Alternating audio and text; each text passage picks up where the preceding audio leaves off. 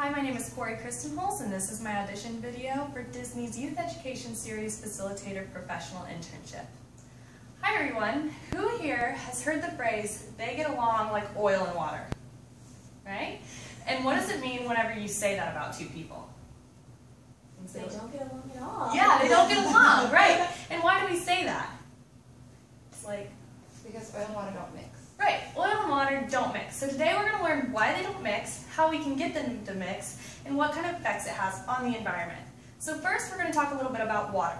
Water is really important to the environment. Everything needs water. Plants, animals, and of course humans. So what does it look like close up? This is what a water molecule looks like. Obviously this is a little bit bigger than a normal water molecule since molecules are really tiny. But who does this kind of look like?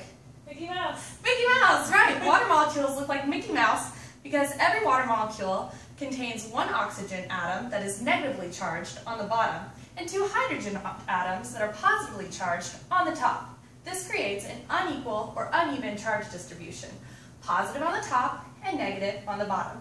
Who here has seen magnets interact? Yeah, so one end of a magnet that is positive interacts with the other end of another magnet that's negative, and they attract each other.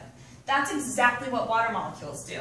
The positive end of each water molecule connects to the negative end of another water molecule, like this. So when water molecules get together, they stick together. That's called cohesion.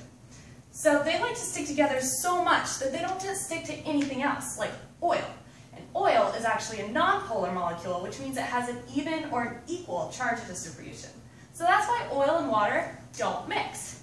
Now, food has oil in it, but I get food on my clothes all the time. But I'm not walking around with food on my clothes, so why is that?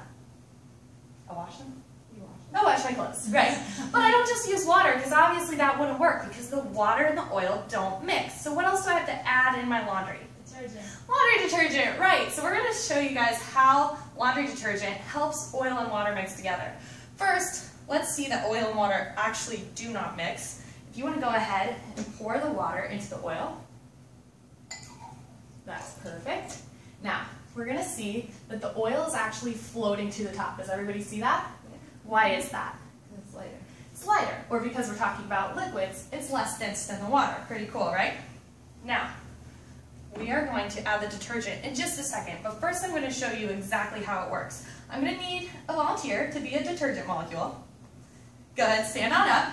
Okay, so detergent molecules are a little bit bigger than water molecules because they have more atoms, but in general they have a head end and a tail end. Go ahead and step right over here. The head end is hydrophilic, meaning it really likes to interact with water. So we're going to put a blue bracelet on that hand. And the tail end is hydrophobic, meaning it hates to interact with water. So we're going to put a yellow bracelet on that hand and hook it together. Perfect. All right, and now I need a water molecule and an oil molecule. Go ahead and step on up. So you're going to be my water molecule, so have that blue bracelet, and you're going to be my oil molecule, and I'll take that. All right, now you guys can't hold hands because you have a blue bracelet on and you have a yellow bracelet on. Your oil, your water and oil don't mix like we talked about. But detergent over here has one of each. So go ahead and step on this side, and you can go ahead and step right on over here. Now, since this end, like I said, is the head end that's hydrophilic, it really likes interacting with water. So go ahead and hold hands. Yay. And then this end over here is hydrophobic. It does not like interacting with water, but it will interact with oil. So go ahead and hold hands. So now we have just attached water and oil. So that's how we get oil off of our clothes with detergent.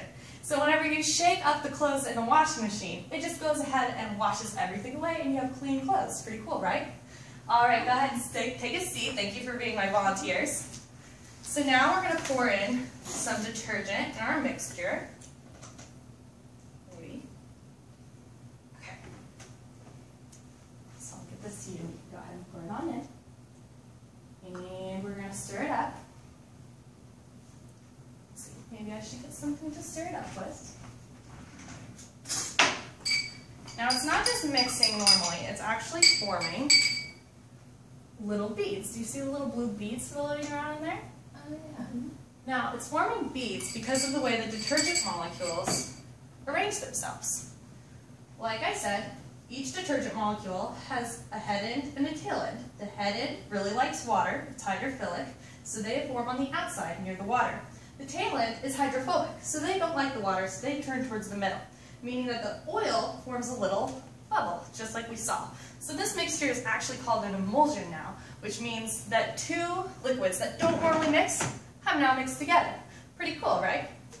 So, does anyone remember what happened in the Gulf of Mexico a while back?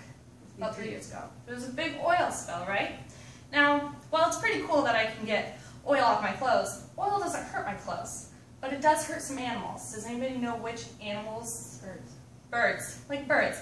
So when this oil spill happened, it was really important that we tried to get the oil off of things like birds, like ducks, because birds have down feathers, and down feathers help keep them insulated and warm, and the oil damages the down feathers, and if it's damaged, they can't stay warm anymore, and they might actually freeze to death. So when that spill happened, it was really important that people just like us came together and volunteered with a detergent company to help clean those ducks. So that's a great example of how the science we just learned today can help save lives. Pretty cool, right? Yeah. Thank you.